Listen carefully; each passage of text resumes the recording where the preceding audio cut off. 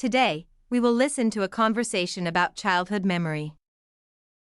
Did you have a happy childhood? Yes, I did. I enjoyed playing hide and seek with my peers. Did you experience your childhood in a city or countryside? I spent my childhood in a rural area where I could see vast rice fields. Did you usually skip class when you were a child? Yes, I did, and many of my friends did, too.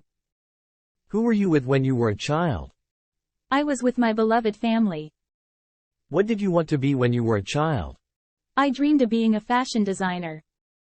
Who did you love the most when you were a child?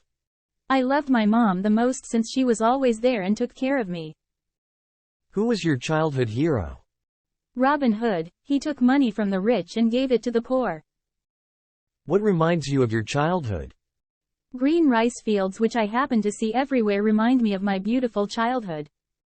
Did you change a lot when you grew up? Yes, of course. I'm more mature now both physically and mentally.